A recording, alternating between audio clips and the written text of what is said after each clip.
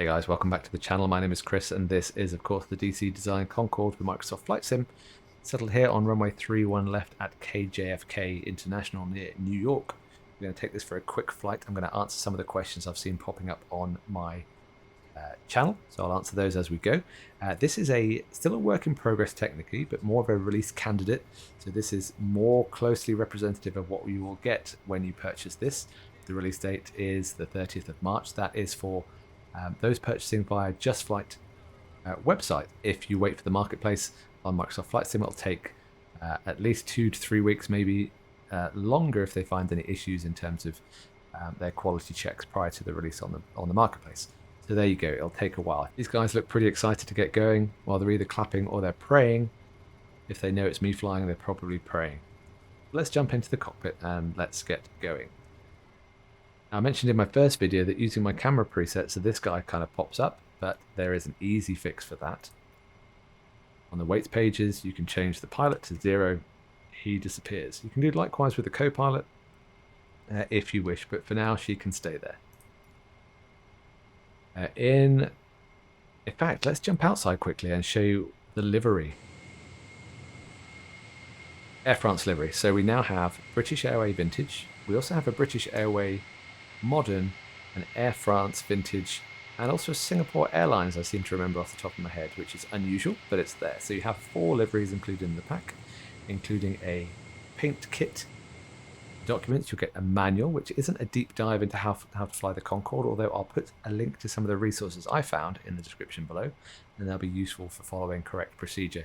I am, however, not going to be following correct procedure, although I am going to correct my takeoff error of not having the nose down. So I have here the nose down.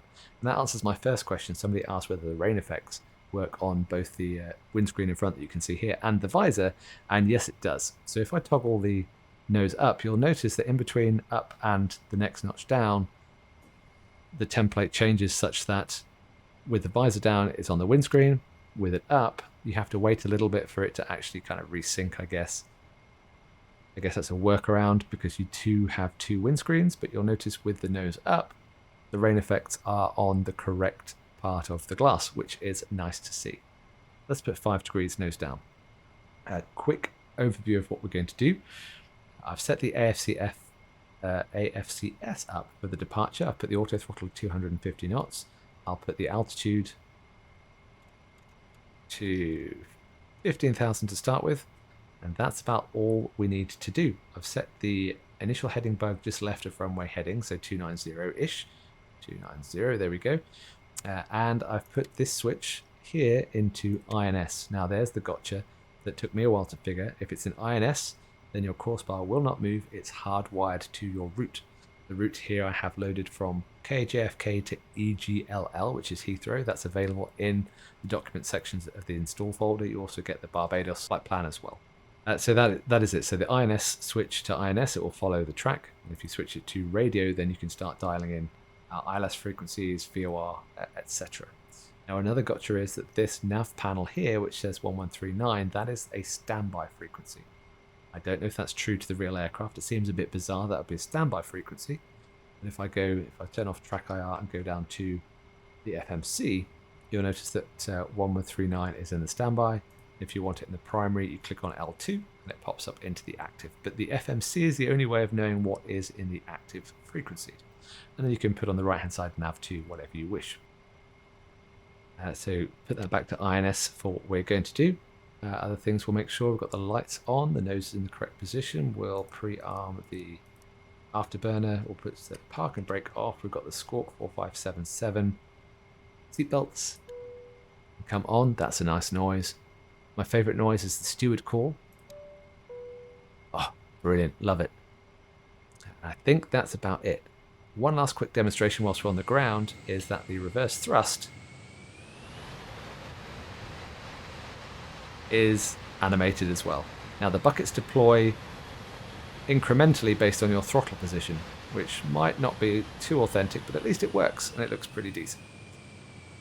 I'll switch that off, otherwise we'll be going backwards to start. Park and brakes off. Off we go. On the toe brakes, 80% N2, engine stabilize. I'm going to start the stopwatch here. 3, 2, 1, and go.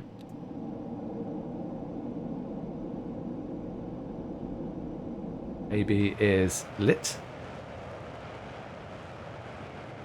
Looking sweet. Speed reads 100 knots. Power set.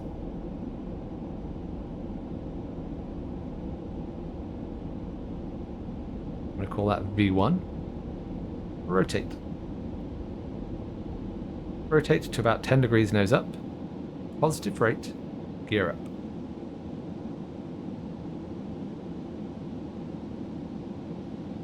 Gear is up, 250 knots. We want to pitch slightly early to about 20 degrees nose up to hold 250 knots. 50 seconds on the timer.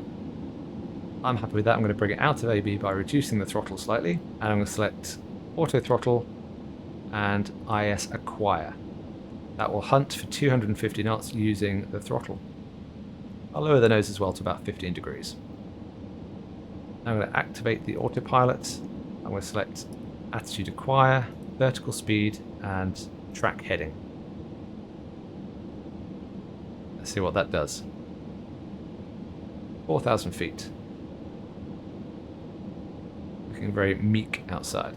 We're also climbing away, so I'm going to raise the nose. I'm not following proper checks, so if that's in the wrong place, I do apologise.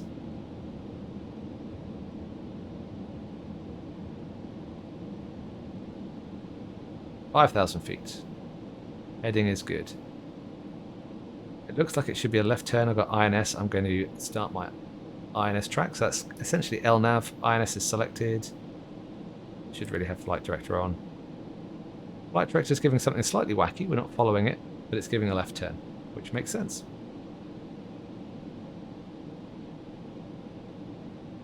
The vertical speed should be holding roughly what you had at the time you engaged it. There's also another part to the AFCS, the Autopilot Datum Adjust, which is down here. It says increase, decrease, turn, and nose up, nose down. You can change that. Bit of icing. Let's put something on here in terms of anti-ice. That'll do. I guess that's all icing. It's all on, so we'll see what that gives us. Very icy outside. It's climbing nicely, so what we'll do is we'll put the altitude up to, let's go 45,000. We're approaching 10,000 feet. I'll put the lights in. Seatbelts off. Smoking, they can smoke as they wish. We'll open the doors for them. Hello. There is a Mach indicator down here, so that's 0.55 currently, going through 12,000 feet. And the ground speed readout, the same stuff as you see in the rear cabin for the passengers. Okay, so now we're intercepting nicely the course. Let's have a look down here. You can see the course ahead of us. We scroll out. You can see the green line represents where we're going to be flying. That's all based on INS. That's cool, up through the clouds. AB's at light. So we're going to go through the sound barrier and I'll show you if it is correctly modelled for when you hit Mach 1, you get the boom as per the F-18. That was another question I saw on the channel. Now climbing on up, you would do the CFG, so I should be doing lots of stuff with the switches back here, transferring it, etc. But I'm not doing that today. 23,000 up for 45. I should have changed my altimeter setting. Whoops. There we go, 1013. What else can I talk about? Autopilot. There's a couple of things that don't work, a couple of snags, and I think they're workarounds based on Microsoft Flight Sim.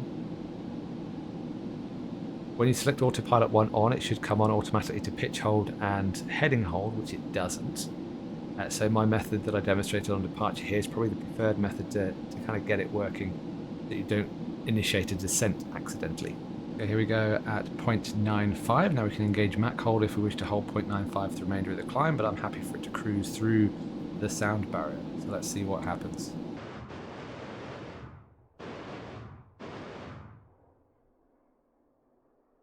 There we go. Everything goes quiet.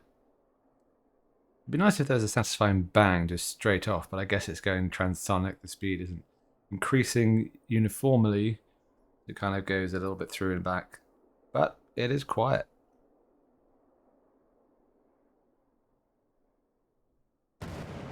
And you get the boom as you come around to the aft end. Do that one more time.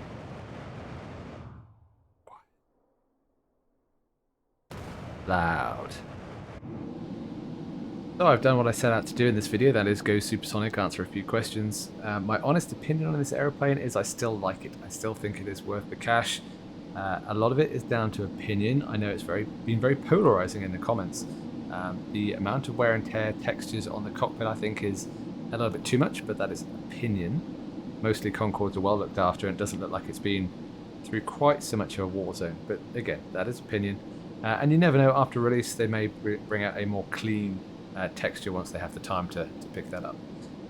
In terms of the study level, I haven't had time to dig into this aircraft, and I think if you scratch the surface and you find real documentation and you start looking at all the numbers and switches and exactly what they do, you'll start to realize the limitations of where this is modeled. Now of course this is not supposed to be study level, so please don't assume that it should be and get angry when you find out that it's not. The other thing that is slightly disappointing is the use of the FMC.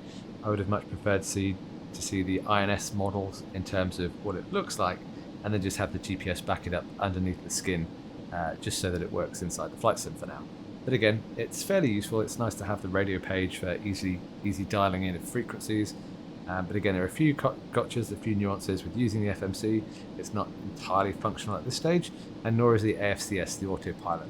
If you follow the process that I did for departure, you'll have a nice smooth transition from the takeoff up to your cruising altitude, and you'll be able to go supersonic in no time. The extra features down the back end of the aircraft are fantastic. It's a fairly low poly count, which is understandable given the fact that if they did it to the perfect exacting standards and photorealism, then you would find that your systems would turn into a potato and the frame rates would take a big hit. So I think once this is released, either today or very soon thereafter, I think people will start moaning about the little things they find as they go through. If you anticipate this being more of a early access, will be updated in future releases type deal, then you'll be on the right lines. Look at the F-15.